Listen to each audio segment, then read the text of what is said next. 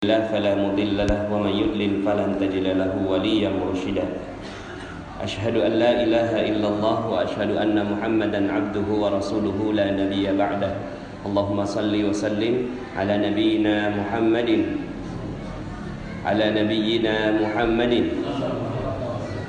وعلى آله وصحبه وجنوده وأنصاره ومن جاهد في سبيله إلى يوم الدين.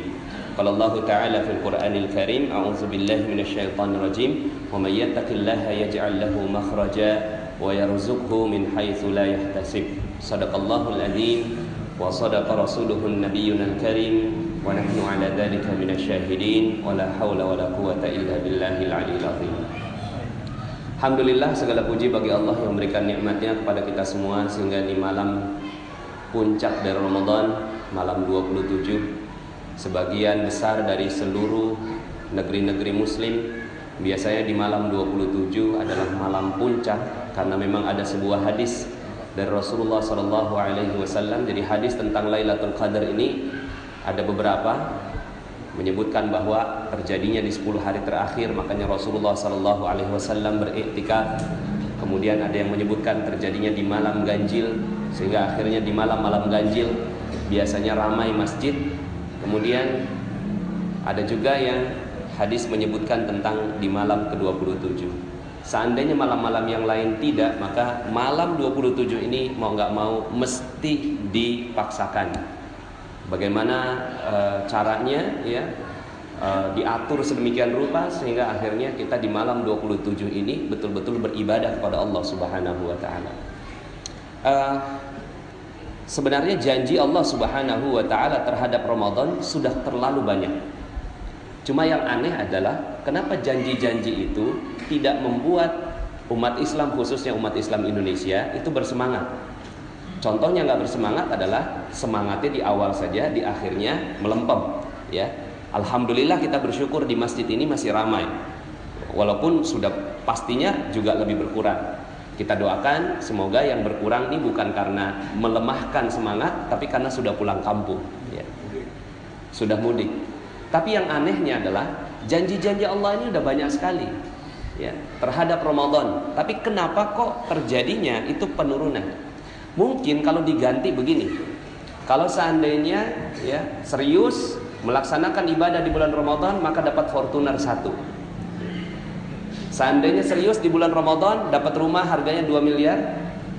Seandainya serius di bulan Ramadan sampai akhir, maka sesiapa yang berhasil seperti itu maka dikasih jalan-jalan ke 20 negara di seluruh dunia. Kira-kira kalau seperti itu ramai nggak di masjid? Halo?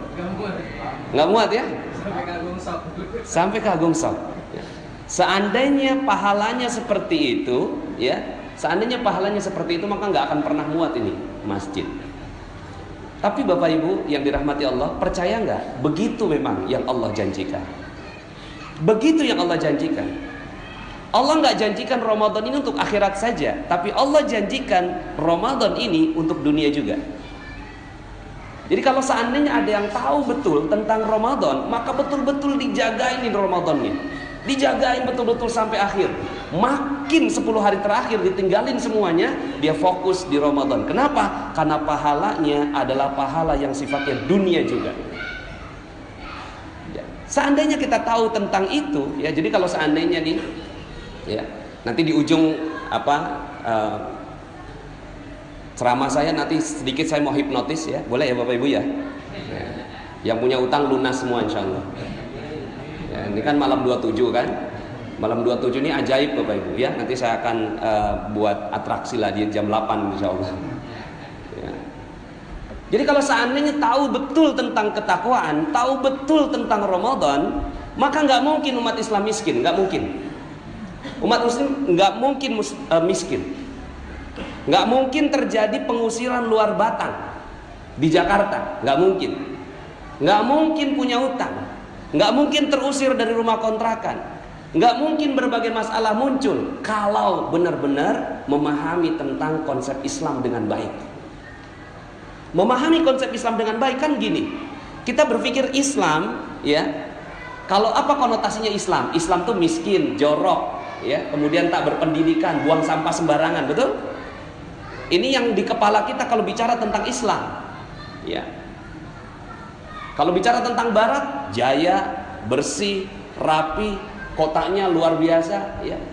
Itu yang terbayang di kepala kita. Padahal yang harusnya terjadi adalah kalau dia sudah masuk Islam, udah nggak mungkin miskin, nggak mungkin punya utang, nggak mungkin punya masalah, semuanya masalah beres. Allah semua yang beresin. Masya Allah. Seandainya tahu betul tentang konsep ini. Jadi yang selama ini kita pahami adalah kalau udah masuk Islam dapatnya nanti di akhirat, di dunia kagak dapat. Kata siapa? Di dunia dapat juga. Kalau nggak dapat di dunia, yang salah bukan Allah, yang salah kita. Kalau di dunia ini masih miskin, di dunia masih punya utang, berarti ya yang salah bukan Allah, yang salah kita. Karena sifatnya rezeki datangnya seperti air banjir, Bapak Ibu. Air banjir itu air bah, dia datang dari atas, kita ada di bawah. Kalau air dia dari atas banjir, kemudian kita ada di bawah, ada nggak yang nggak kena air? Nggak mungkin nggak ada ya. Semua kena ya. Kenapa? Karena banjir. Rezeki Allah nih banjirnya kayak gitu. Rezeki Allah datang banjirnya itu seperti banjir dari atas, kita di bawah, bukan lagi dapat rezeki, kelelep sama rezeki, tenggelam sama rezeki. Kalau tahu konsepnya. Tapi kenapa kok kita dapatnya cuma UMR? UMR ini tetesan rezeki namanya. Jadi ada yang netes dikit, itu tetesan rezeki namanya UMR. Kenapa kok ada orang yang dapat rezeki, ada orang yang nggak dapat rezeki, padahal turunnya begitu sama? Ada satu yang membuat dia tidak mendapatkan rezeki. Apa itu? Orang yang nggak dapat rezeki adalah orang yang pasang perisai. Dia pasang benteng, pasang perisai kenceng-kenceng, dan dia cinta betul sama tuh perisai. Dia bilang, ini perisai saya, ini perisai saya. Rezeki datang dari atas, banjir datang dari atas, dia tolak dengan perisainya, sampai akhirnya dia nggak dapat rezeki. Kalaupun dapat rezeki, itu netes rezekinya. Itulah UMR. Jadi sebenarnya kalau bicara tentang konsep rezeki, rezeki itu datangnya banjir. Yang nggak dapat adalah orang yang cinta betul sama perisainya. Apa perisainya? Perisainya adalah dosa. Udah nggak ada yang lain. Dosa. Cinta betul sama perisainya, cinta betul sama dosanya, dan dia menganggap bahwa hidupnya adalah hidup harus dengan dosa. Kalau nggak pakai dosa nggak rame katanya. Kalau nggak pakai dosa nggak seru katanya. Makanya akhirnya orang siap untuk nonton bola. Katanya sekarang lagi musim bola sekarang, betul? Benar ya? Suka betul nonton bola. Berapa jam tuh bola? 1,5 jam. Dengerin ceramah 20 menit, itu pantatnya panas, Bapak Ibu. Tapi kalau nonton bola 1,5 jam, kenapa? Karena dia cinta betul sama yang namanya bola, dan bola itulah perisainya. Tapi perisainya ini yang dia cintai. Nah, ini kebalik konsepnya. Kalau dia tahu betul, maka rame ini masjid. Seandainya dia tahu bahwa yang harus dilakukan bukan cari rezeki, bukan cari rezeki. Ngapain cari rezeki? Yang perlu dilakukan adalah itu lepas perisainya, maka rezeki langsung datang. Yang tadi saya bacakan di dalam rakaat yang kedua, itu dakwahnya Nabi Nuh alaihi salam. Dakwahnya Nabi Nuh, beliau mengatakan, faqultu astaghfiru rabbakum innahu kana ghaffara. Minta ampun sama Allah, maka Allah akan lepas perisai kamu. Begitu. Allah buka nih perisainya. Lepas perisainya. Kok cinta betul sama perisai? Kok cinta betul sama dosa? Mata ngelihat yang maksiat, itu kalau nggak dilihat rugi. Dengerin lagu-lagu, kalau nggak didengerin nggak asik. Ini cinta betul kita dengan perisai kita. Terus kemudian nyakitin orang, bikin orang tersinggung, kayaknya kok seru. Gosip, kalau nggak digosok, ya nggak makin sip. Kalau nggak ngomongin orang, kayaknya nggak seru. Padahal itu, masya Allah, itu perisainya. Ya. nggak durhaka sama orang tua, kayaknya nggak seru gitu. Lah kita cinta betul nih sama perisai, sampai akhirnya kata Allah, faqultu astaghfiru rabbakum innahu kana ghafara. Lepas itu, lepas perisainya. Udah itu doang, lepas perisainya. Setelah lepas, apa kata Allah?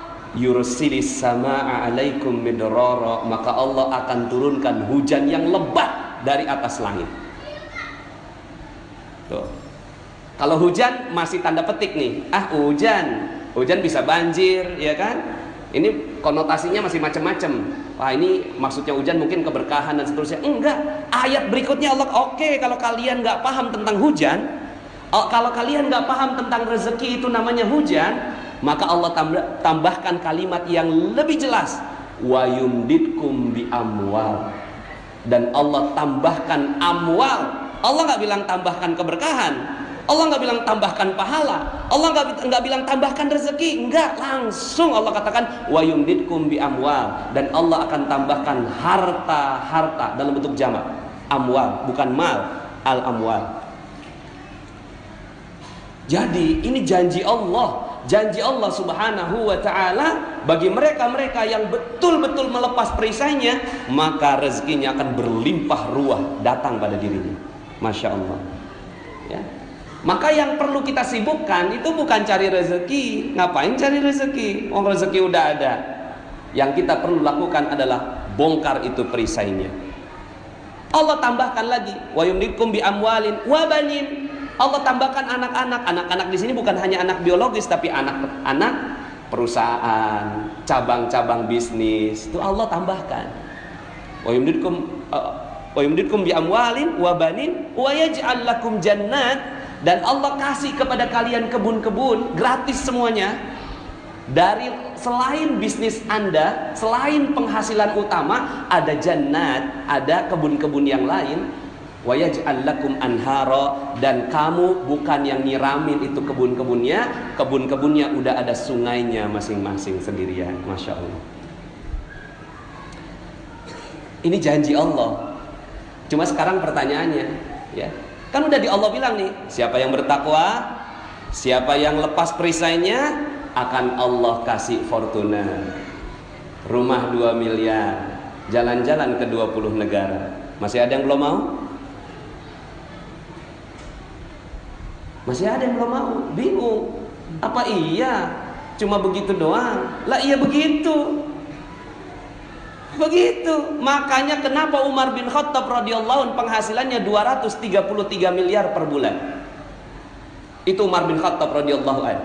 Hartanya dalam kitab Dokter Fikih Ekonomi Umar bin Khattab radhiyallahu anhu, Dr. Jarimah mengungkapkan, beliau punya 70.000 ladang pertanian, masing-masing ladang pertanian harganya 160 juta. Jadi kalau dikalikan sekitar 11,2 triliun itu hartanya Umar bin Khattab radhiyallahu anhu.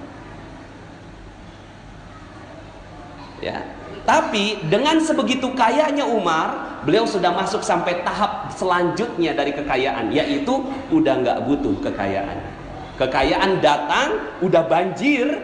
Lalu kemudian dia katakan, oke, bukan ini yang aku inginkan surga. Tapi tahap pertamanya dapat harta dulu. Dapat harta, lalu kemudian setelah itu, aduh, ini udah mabuk nih. 233 miliar per bulan, Pak. Kalau Bapak Ibu sekarang dapat 233 miliar per bulan, ngapain? Insya Allah. Oke lah, kalau itu udah nggak ada sekarang, udah nggak ada tuh 233 miliar, udah nggak ada, cuma sejarah doang mencatat. Sekarang ini sahabat yang lain yang namanya Utsman bin Affan radhiyallahu anhu, orangnya udah nggak ada. Orangnya udah nggak ada. Kapan nggak adanya? 1400 tahun yang lalu. Udah nggak ada 1400 tahun yang lalu. Sekarang rekeningnya masih hidup. Rekeningnya Utsman bin Affan masih ada di salah satu bank di Saudi Arabia, dan uangnya berlimpah. Itu uangnya nggak habis-habis untuk memberikan kepada jamaah-jamaah haji yang mereka tidak punya modal, tidak punya keuangan. Itu diambil dari uangnya Utsman bin Affan radhiyallahu anhu. Namanya Utsman bin Affan. Sampai sekarang sumurnya masih ada. Dan sampai sekarang ini Utsman bin Affan akan membangun sebuah hotel di Madinah. Mana orangnya? Udah meninggal. Tapi Utsman bin Affan yang membangunkan. Masya Allah, 1400 tahun yang lalu. Kita orangnya masih hidup, rekeningnya udah nol. Kitanya masih ada, rekeningnya udah habis. Ya, makanya kan kalau ada apa lelucon ya, gurauan, itu semua orang pada minta maaf. Sampai ATM aja minta maaf. Maaf, pulsa Anda habis. Nah, Bapak Ibu yang dirahmati Allah Subhanahu wa taala, terus gimana konsepnya? Enggak kerja. Ya, bukan begitu. Kerja artinya seperti cicak-cicak di dinding. Ini lagu bagus sekali konsep ini. Cicak-cicak di dinding diam-diam merayap, diam-diam aja. Cari rezeki itu diam-diam, ya. Diam-diam merayap. Baru kemudian kata Allah apa? Ya, kata si yang pembuat lagu ini, datang seekor nyamuk tuh. Yang datengin siapa? Allah. Datang seekor nyamuk. Kalau udah datang seekor nyamuk tuh, nyamuknya nggak hap gitu. Nah, ini namanya nyamuk nggak cerdas. Udah dikasih rezeki sama Allah nggak ditangkap. Makanya lagunya hap gitu. Lalu ditangkap. Pernah nggak ngelihat ada cicak jatuh? Sering ya? Lah itu dia lagi mau nyari nyamuk. Lagi nyari nyamuk, nyamuknya datang, hap, pas hap itu mulutnya, lidahnya udah nyejulur, kagak ketangkep, jatuh. Tapi apa yang terjadi sama si cicak? Naik lagi, diam-diam merayap. Datang seekor nyamuk, hap, begitu. Yang dilakukan oleh umat Islam begitu aja. Sholat tepat waktu, pas azan, tinggalin semuanya, masuk dalam masjid, zikir, ya. Sholatnya bersama dengan imam di takbiratul ihram yang pertama, lalu kemudian keluar aja, celingak-celinguk, silaturahim, dapat rezeki. Ya begitu dah konsepnya. Sekarang kita diajarkan untuk konsep yang tidak benar, sehingga akhirnya yang terjadi adalah masjid kita kosong, padahal masjid sepatutnya penuh sekali. Makanya Ramadan, janjinya Allah nggak begitu. Janjinya Allah kan umat Islam udah pada cerdas semua. Wa may yattaqillaha yaj'al lahu makhraja wa yarzuqhu min haitsu la yahtasib. Barang siapa orang-orang yang bertakwa, maka Allah buka semua masalahnya. Allah buka semua masalahnya dan akan diberikan rezeki dari arah yang tidak disangka-sangka. Ini kan harusnya cerdas memahami ini. Makanya Allah janjinya Ramadan, man shoma ramadhana imanan wahtisaban ghufira lahu ma taqaddama min zambi. Barang siapa yang berpuasa dengan penuh iman, dengan penuh penghisapan, dengan penuh perhitungan, maka Allah akan buka perisainya. Tuh, janji Allah nggak ada yang lain tuh. Allah janjinya dibuka perisainya. Ketika dibuka perisainya, kira-kira rezekinya bagaimana? Masya Allah. Salah satu perisai, ini yang mau saya bongkar nih. Perisainya banyak sekali. Dan ini yang kita akhirnya perlu tahu dan perlu memahami ilmu perisai namanya. Ya, ilmu perisai. Nah itu saya alhamdulillah bukunya udah insya Allah sebentar lagi jadi. Di bulan Agustus insya Allah terbit. Itu saya buka tuh semua perisai-perisai yang membuat akhirnya kita terhalang dari rezeki. Jadi ternyata yang kita perlu lakukan hanya ini aja. Yang kita perlu lakukan hanya bagaimana kita membongkar perisainya. Salah satu yang saya bongkar adalah utang. Nih, setelah ini saya mau hipnotis Bapak Ibu semua sehingga akhirnya hutangnya lunas. Ya. Kemarin kan Pak Sawal nanya, lagi ngapain Pak Nas? Ini lagi bikin buku. Ini kalau orang baca buku saya langsung lunas utangnya. Kok kata Pak Sawal, kok seru juga tuh. Tapi apa iya bisa? Nah, ya udah deh. Supaya nggak nunggu bukunya, saya praktekkan di sini. Bismillah, ini duduknya agak-agak ini ada mau yang lunas utangnya? Yang mau lunas utangnya duduknya agak benar-benar dikit ya. Gini Bapak Ibu, ini saya kasih tahu konsepnya. Namanya konsep law of projection. Apa itu law of projection? Law of projection berkata bahwa ada laptop, ada proyektor, betul? Kemudian ada layar. Di sini alhamdulillah udah punya layar. Ada proyektor, ada layar, ada laptop. Sekarang pertanyaannya, ini gampang sekali akhirnya menjelaskan seperti ini karena kita sudah mengerti tentang teknologi. Apa yang ada di laptop dengan apa yang ada di layar itu sama atau beda? Sama, pasti sama. Kalau saya pencet spasi, langsung dia berubah. Di laptop berubah, di layar berubah. Betul? Ini namanya law of projection. Apa yang terjadi sebenarnya? Yang terjadi adalah si proyektor ini memancarkan cahaya yang tidak berhenti, terus gitu. Teng teng teng teng teng teng sampai akhirnya si laptop itu di layar sama persis. Nah Bapak Ibu, nasib kita itu seperti layar. Nasib kita seperti layar. Dan proyektornya Allah kasih di setiap kita, namanya otak. Otak kita adalah proyektor dan dia ini memancarkan energi teng teng teng teng setiap saat. Jadi dia memancarkan energi berapa kali? Sehari 60.000 kali. Itu namanya kalau dalam hitungan frekuensi 60 Hz. Dia 60.000 kali memancarkan energi. Suka nggak suka, mau nggak mau, sadar nggak sadar, itu langsung. Nih Bapak Ibu yang sekarang sedang berada, ini lagi memancarkan energinya. Pikirannya semua lagi terpancar, ya. Nah, apa yang ada? Laptopnya apa laptopnya? Laptopnya adalah pikiran, nggak kelihatan. Pikiran itu di dalamnya otak. Otak inilah mesinnya, layarnya nasib kita. Nah, selama ini kita memproyeksikan utang.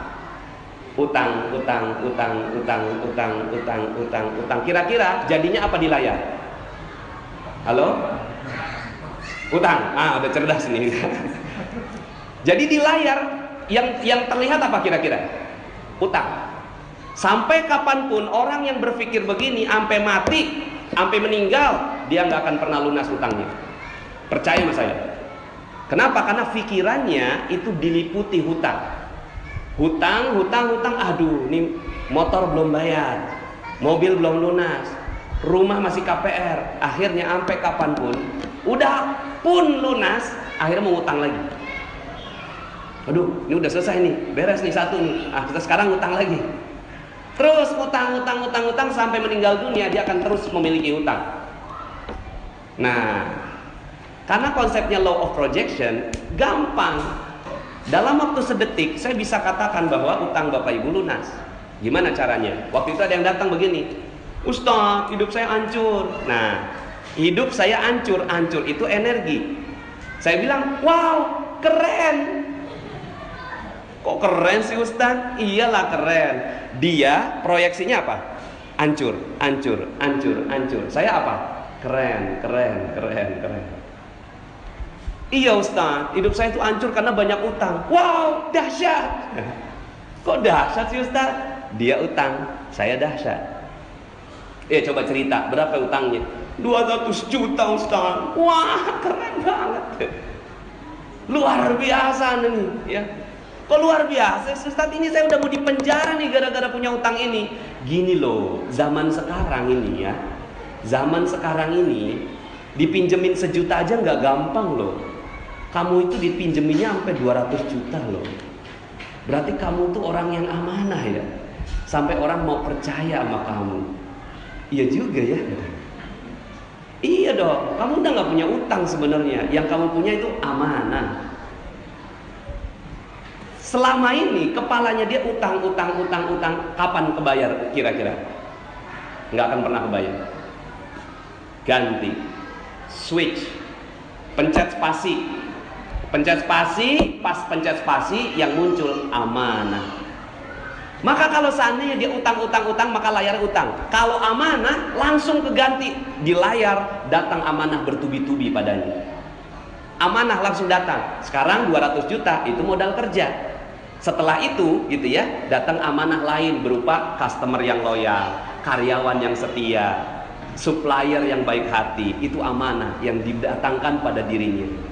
Jadi saya tanya sama dia, masih punya utang nggak? Nggak punya Ustaz. Yang dipunya apa?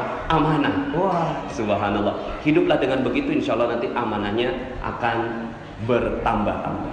Sekarang saya mau tanya di ruangan ini, nggak tahu kalau di bawah pada ngerti nggak? Saya mau tanya, masih ada yang punya utang? Halo? Hah? Masih? Oh, belum paham berarti. Sekarang saya mau tanya sekali lagi, masih ada yang punya utang di sini? Hah? Sekali lagi saya mau tanya. Yang jawab banyak berarti ngantuk. Saya mau tanya sekali lagi. Ada yang masih punya utang di sini? Udah nggak ada? Yang punya apa? Amanah. Udah nikmati aja hidup. Karena Allah Subhanahu wa Ta'ala akan berikan amanah. Maka itu amanah. Dulu Allah kasih ini tuh, kita lagi butuh banget. Pas kita datang ke orang bawa proposal, ternyata subhanallah dia percaya sama kita. Oke, saya kasih 200 juta. Itu amanah tuh, itu rezeki sebenarnya. Tapi kita selama ini ngomongnya apa? Utang. Kok ya rezeki dibilang utang? Ini dosa namanya. Dosa satu. Ini perisai kita. Karena kita menganggap utang sebagai azab buat kita. Padahal itu adalah rezeki yang harus kita jaga amanahnya baik-baik. Sama seperti ibu-ibu. Mohon maaf ya, ibu-ibu lagi ngejemur nih. Pas ngejemur hujan datang. Pas hujan turun ngomongnya gimana? Ya hujan. Padahal hujan itu rezeki atau azab sebenarnya? Halo? Rezeki itu azab, hujan itu azab atau rezeki? Kok kenapa bilang ya hujan? Saat itu dia menolak rezeki. Maka ya, saya buka satu lagi deh, perisai kedua, supaya ini 5 menit boleh ya? Kalau saya punya di kantong saya, ini ada permen. Di kantong saya ada permen, cuma permennya udah nggak ada bungkusnya. Saya kasih, ada yang mau makan? Di kantong saya udah ada permen, tapi udah nggak ada bungkusnya. Saya kasih, siapa yang mau? Nggak mau. Akhirnya, ternyata di sebelah kiri saya ini masih ada permen yang alhamdulillah masih ada bungkusnya. Pas saya keluarkan, gitu ya, pas masih ada bungkusnya, masih rapi. Siapa yang mau? Ada yang mau? Pasti mau, betul. Nah, misalnya bapak mau nih. Pas udah mau dimakan, pas dimakan bungkusnya diapain? Anda nih maunya apa sebenarnya? Halo? Kan saya tadi kasih nggak ada bungkusnya. Udah benar-benar udah saya kasih nggak ada bungkus. Ini bagus banget nih, ini. Ya silakan, nggak mau. Pas saya kasih ada bungkus, ya bungkusnya dibuang. Saya tersinggung dong. Sebenarnya yang Anda mau apa sebenarnya? Hah? Yang dimau adalah itu permen yang bersih, betul? Bapak Ibu, Allah kasih rezeki dengan cara begitu. Allah kasih rezeki nggak mungkin langsung rezekinya, perlu ada bungkusnya. Bungkusnya kita nggak butuhkan. Bungkusnya itulah yang namanya musibah, ujian, cobaan, hal yang kita nggak butuh. Pas setelah itu apa yang kita lakukan? Yang kita lakukan kita buang. Tapi sebenarnya ada nggak sih tukang kurir Tiki JNE datangnya kagak pakai bungkus? Coba kalau seandainya datangnya, maaf Pak, ini nggak ada bungkusnya nih, ya. Kira-kira Anda mau terima nggak? Oh, komplain saya. Nanti gimana kalau seandainya ada apa-apa nih, betul? Jadi kalau seandainya nih kurir nih datang bawa bungkusnya, Anda nggak tahu di dalamnya isinya apa, Anda tanda tangan nggak? Dia tanda tangan kan? Oke, saya tanda tangan, terima. Artinya kita terima tuh bungkusnya. Tapi ada nggak? Misalnya begini, aduh maaf nih saya nggak terima bungkusnya. Udah kebanyakan bungkus di rumah saya. Buka aja deh bungkusnya. Nanti isinya yang saya tanda tangan. Apa kata si tukang kurirnya? Aduh maaf Pak, saya nggak berani. Ya udah kalau nggak berani pergi aja. Itulah yang kita lakukan setiap hari. Ini rezeki datang berupa hujan. Pas lagi ngejemur, hujan turun. Ya hujan, itu bungkusnya. Tapi apa yang kita lakukan? Kita usir malaikat pembawa rezeki. Siapa namanya? Anak-anak nggak boleh jawab. Anak-anak nggak boleh jawab. Karena anak-anak nggak cari rezeki. Anak-anak nggak cari rezeki. Saya mau tanya bapak-bapak, Pak, namanya malaikat pembawa rezeki siapa? Tuh, mau dapat rezeki nggak kenal. Halo, halo. Ini perisai berikutnya. Ayo diurut, mungkar, nakir itu dikubur Pak. Ya. Ayo ada yang tahu? Israel itu pencabut nyawa. Israfil peniup sangkakala. Jibril itu malaikat pembawa wahyu. Ada siapa lagi ya? Alhamdulillah. Ini Pak, kalau kita kagak tahu mereknya, kita kagak dapat rezeki. Mereknya aja kita lupa. Namanya Mikail. Malaikat Mikail itu bawa rezeki tiap hari, rajin betul malaikat Mikail dari atas. turun ke bawah bawa rezeki, tapi bungkusnya duluan. Apa yang kita lakukan terhadap malaikat Mikail? Maaf, saya nggak butuh kamu, pergi malaikat Mikail. Oke, ya saya cuma kurir. Man yuridillahu bihi khairan yusib minhu. Barang siapa yang mau Allah kasih rezeki, Allah kasih musibah terlebih dahulu. Nah, ini kita nggak tahu nih. Tuh, rezeki kita apain selama ini? Kita mengeluh, ya, kita nggak suka dan seterusnya. Nah, ini baru 2 perisai saya buka, udah enteng. Sekarang saya mau tanya, masih ada yang punya utang di sini? Halo? Masih ada yang punya utang? Inilah ceramah paling cepat ngelunasin utang orang. Ada jalanan macet nggak di Jakarta? Halo? Hah? Halo, ada jalanan macet nggak di Jakarta? Di Jakarta? Ini orang mudik semua. Di Jakarta ada jalanan macet nggak? Nggak ada ya? Adanya penuh. Kalau macet, kita tuh lagi memproyeksikan macet, maka kita lagi berdoa, ya Allah macetkan hidupku, macetkan rezekiku, macetkan kebahagiaanku, macetkan keharmonisanku. Tuh, baru urusan macet, semua rezeki hilang. Coba, gara-gara urusan macet, jalanannya yang macet, ya, itu padahal bungkusnya, tuh jalanan macet, yang terjadi kita lagi doa. Coba ganti dengan penuh. Apa yang terjadi? Kita lagi doa, ya Allah penuhkan rezekiku, penuhkan kebahagiaanku, penuhkan keharmonisanku, penuhkan seluruhnya ya Allah. Masya Allah. Maka apa yang terjadi? Penuh dah. Di layar yang jadi penuh. Jadi ada nggak jalanan macet di Jakarta? Wow, luar biasa. Enak, udah tenang. Pas jalan, ya sebelah kita, jalanannya macet, penuh. Macet kali, penuh. Macet, penuh. Nggak dengerin ceramah sih kemarin. Bapak Ibu yang dirahmati Allah Subhanahu wa taala, hidup ini terlalu indah. Kenapa nggak indah? Karena kita pegang perisai kita. Perisai itu namanya dosa. Lah dosa itu yang kita mau hancurkan di bulan suci Ramadan. Ini malam 27, kalau kita tahu dosanya diangkat oleh Allah. Dosa kita berapa banyak kemarin? Yang hidup dari umur tahun, mungkin yang baliknya 11 tahun, sekarang ini umur 51 tahun, berapa tahun tuh dosanya? 40 tahun. 40 tahun dosa. Berdosa terus 40 tahun. Terus Allah turunkan Lailatul Qadar, nilainya 83 tahun. Kebayar nggak nih dosa yang 40 tahun? Kebayar. Selesai didapat Lailatul Qadar, jadi konglomerat. Percaya sama saya? Percaya? Iya dong. Nih dapat Lailatul Qadar, jadi konglomerat. Islam insya Allah berjaya di Indonesia kalau semuanya dapat Lailatul Qadar. Kenapa? Dosanya hilang. Jadi serius untuk ngejar Lailatul Qadar, walaupun belum tentu malam ini, bisa jadi kemarin. Ya udah deh, tahun depan lagi kita kejar. Tapi ya iyalah, Bismillah, insya Allah malam 27 ini kita kagak merem, mata kita melek sepanjang malam. Kita jaga itu Lailatul Qadar agar semua dosa-dosa kita dihapuskan oleh Allah Subhanahu wa taala. Mudah-mudahan Allah Subhanahu wa taala memudahkan langkah kaki kita untuk berserius dan bersungguh-sungguh untuk mendapatkan ampunan dari Allah Subhanahu wa taala. Makanya tidak ada yang Allah janjikan buat kita. Kenapa? Karena rezeki udah ada rezeki. Yang enggak ada adalah ampunan Allah, dan itu yang sekarang kita sedang kejar, sekarang kita butuhkan. Demikian, mohon maaf atas segala kekurangan. Aku lupa lihada, fastaghfirullahaladzim li wa lakum. Assalamualaikum warahmatullahi wabarakatuh.